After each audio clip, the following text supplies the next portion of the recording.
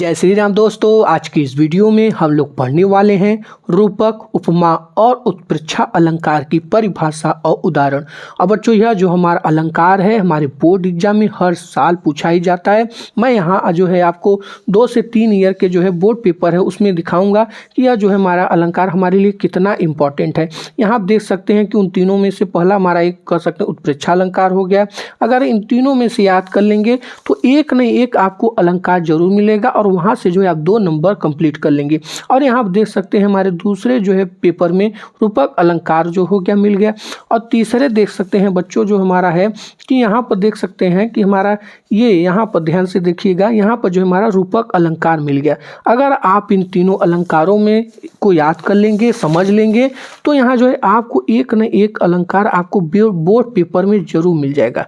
तो आप लोग इस वीडियो को फुल देखिएगा और समझिएगा और इन्हें तैयार कर लेंगे तो यहाँ से आपका बच्चों 2 नंबर बिल्कुल क्लियर हो जाएगा। तो चलिए समझते हैं रूपक अलंकार यानी रूपक अलंकार। तो बच्चों यहाँ देखिए हमारा परिभाषा इस प्रकार है कि जहाँ पर उपमेय और उपमान में कोई अंतर न दिखाई दे तो वहाँ रूपक अलंकार होता है। मतलब आप ऐसे समझिए कि कोई भी एक आपका उपमेय हो गया या कोई भी आपका एक उपमान हो गया। और यहाँ पर देखिए उपमेय किसे कहते हैं? उपमेय कहते हैं जिसकी तुलना की जाती है और उपमान का मतलब होता है जिससे तुलना की जाती है। अब देखिए आप इसकी सहायता से समझिए।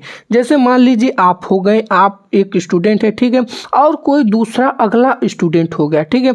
और जब आप उसके बीच जो है तुलना की जाती है कि कौन ज़्यादा पढ़ा लिखा हुआ है और कौन कह सकते हैं गधा है। अगर आप दोनों में तुलना की जाती है लेकिन आप लोगों में कोई अंतर नहीं मिलता, आप दोनों जो है एक कह सकते हैं कि पढ़े लिखे हैं, पढ़ाकू हैं, मतलब आप दोनों के बीच कोई अंतर नहीं है, तो सिंपल सा दोस्तों कह सकते हैं बच्चों वहाँ पर हमारा जो है रूपक अलंकार हो गया। तो आप लोग समझ गए होंगे कि हमारा रूपक अलंकार जो है बहुत ही सिंपल होता है कि जहाँ पर उपमेय और उपमान में कोई अंतर न दिखाई दे वहाँ रूपक अलंकार हो गया। मतलब जहाँ पर आप और जो आपका दूसरा कह सकते हैं कि कंपोनेंट है उसके बीच कोई अंतर न दिखाई दे वहाँ रूपक अलंकार हो गया, ठीक है। अब देखिए इस उदाहरण के माध्यम से हम इसे और भी आसान तरीके से समझते हैं कि पायो जी मैंने राम रतन धन पायो। बच्चों यहाँ देख सकते हैं कि हमारे भगवान राम यानी कह सकते हैं हमारे मर्यादा पुरुषोत्तम राम को ही क्या मान लिया गया है? रतन यानी धन के समान मान लिया गया है। तो यहाँ पर देखिए हमने स्पष्टीकरण में सिंपल और साधारण लिखा हुआ है कि यहाँ भगवान राम को ही धन मान लिया गया है, इसलिए यह रूपक अलंकार है। तो बच्चों देख सकते हैं कि हमारा रूपक अलंकार कितना सरल और कितना कह सकते हैं आसान है। और ये जो हमारा उदाहरण बहुत ही सिंपल है, आप लोग इसे याद भी कर लेंगे और इसे अपनी बोर्ड कॉपी में भी लिख दीजिएगा।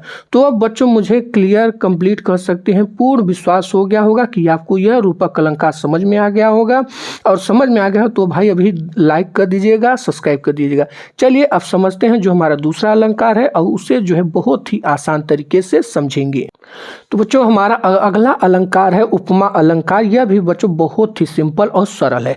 तो देखिए सबसे पहले हम इसकी परिभाषा को देखते हैं कि जब किसी व्यक्ति या वस्तु की तुलना किसी दूसरे व्यक्ति या वस्तु से की जाती है तब वहाँ पर उपमा अलंकार होता है। मतलब सिंपल सा समझिए कि कोई भी व्यक्ति हो गया या कोई भी वस्तु हो गया उसकी तुलना किसी दूसरे व्यक्ति या कह सकते हैं दूसरे वस्तु से की जाती है तब वहाँ पर उपमा अलंकार हो गया। मतलब ऐसे समझिए कि उपमा अलंकार में एक बात ध्यान रख लीजिएगा कि एक जो है एक चीज़ से दूसरे चीज़ में क्या की जाती है? तुलना। मतलब सिंपल सा पहले आप माइंड में ये ध्यान में रख लीजिए कि उपमा में क्या होती है? तुलना की जाती है। किससे तुलना की जाती है? कोई भी आपका कह सकते हैं एक व्यक्ति हो गया या कोई भी वस्तु हो गया और उनके बीच कह सकते हैं जब तुलना की जाती है तब वहाँ जो है उपमा अलंकार होता है। समझ गए होंगे कि उपमा अलंकार में बहुत सिंपल है। जहाँ पर मान लीजिए कोई आप हो गए, आप एक व्यक्ति हो गए और आपकी तुलना किसी दूसरे व्यक्ति आपके जो कह सकते हैं कोई पड़ोसी है उससे की जाती है तो वहाँ पर सिंपल सा क्या हो जाता है? हमारा उपमा अलंकार। और बच्चों यह जो उदाहरण है बहुत ही सिंपल और कह सकते हैं बहुत ही फेमस है और हमने जो है एक अलग से उपमा अलंकार का वीडियो बनाया है तो वो जो है वीडियो बहुत सारे बच्चों ने बहुत सारा प्यार दिया हुआ है। तो अगर आप उसे भी एक बार देख लेंगे तो आपके लिए बहुत ही सिंपल और सरल हो जाएगा। तो देख सकते हैं हमारा उदाहरण है कि ये चांद सा रोशन चेहरा, बालों का रंग सुनहरा। यहाँ पर देखिए जो हमारा चांद है इसकी तुलना किससे की गई है? रोशन चेहरा से। तो यह क्या हो गया? हमारा एक उपमा अलंकार हो गया। और यहाँ पर बालों का रंग सुनहरा, और बालों के जो तुलना किससे किया गया है? सुनहरे रंग से। ठीक है, तो यह क्या हो गया? हमारा एक उपमा अलंकार हो गया। अब देखिए इसमें एक उदाहरण हमने और भी जोड़ा हुआ है ताकि आप लोग उसे बोर्ड कॉपी में लिख लीजिएगा। हरिपद कोमल कमल से, यानी भगवान हरिपद यानी भगवान विष्णु के चरण को कह सकते हैं किससे तुलना की गई है भैया? कोमल कमल से। तो यहाँ पर सिंपल सा क्या हो जाएगा? हमारा उपमा अलंकार। ठीक है, अब देखिए हमने यहाँ पर सिंपल स्पष्टीकरण में भी लिख दिया है कि उपयुक्त वाक्य में हरिपद की तुलना किससे की गई है? कमल से की गई है। अतः यह जो है हमारा क्या हो गया? एक कह सकते हैं उपमा अलंकार हो गया। तो बच्चों देख सकते हैं कि यहाँ पर देखिए मेरा 100% यही टारगेट है बच्चों, मैं आपको बहुत ही सिंपल और आसान तरीके से बताऊं ताकि इस वीडियो के माध्यम से आपको जो है अलंकार एकदम 100% क्लियर हो जाए। तो चलिए हमारा जो अगला अलंकार है उत्प्रेक्षा अलंकार समझते हैं और उसे जो है बहुत ही आसान तरीके से भी करेंगे। तो बच्चों हमारा अगला जो कर सकते हैं अलंकार है वह है हमारा उत्प्रेक्षा अलंकार। देखिए यहाँ पर जो है हमारा परिभाषा इस प्रकार है कि जहाँ उपमेय में उपमान की संभावना या कल्पना की जाती है वहाँ उत्प्रेक्षा अलंकार होता है। मतलब आप समझिए सिंपल सा कि हमारा एक उपमेय हो गया और एक उपमान हो गया और वहाँ पर दोनों के बीच क्या की जाती हो? संभावना या कल्पना की जाती हो, वहाँ उत्प्रेक्षा अलंकार। मतलब ऐसे समझिए जैसे कि आप हो गए, आप क्या हो गए? उपमेय।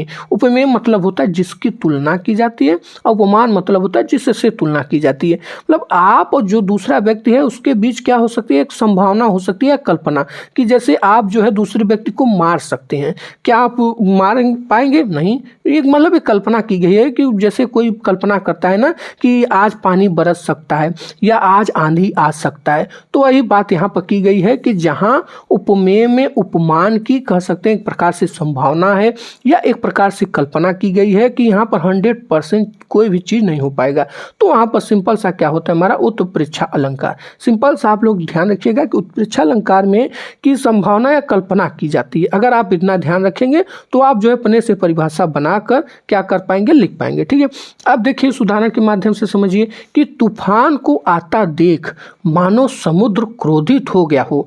देखिए बच्चों यहाँ पर समझिए, कोशिश करिएगा, हमने स्पष्टीकरण में सिंपल सा बताया हुआ है कि यहाँ पर देखिए कि इस उदाहरण में तूफान की संभावना समुद्र के क्रोध से की गई है।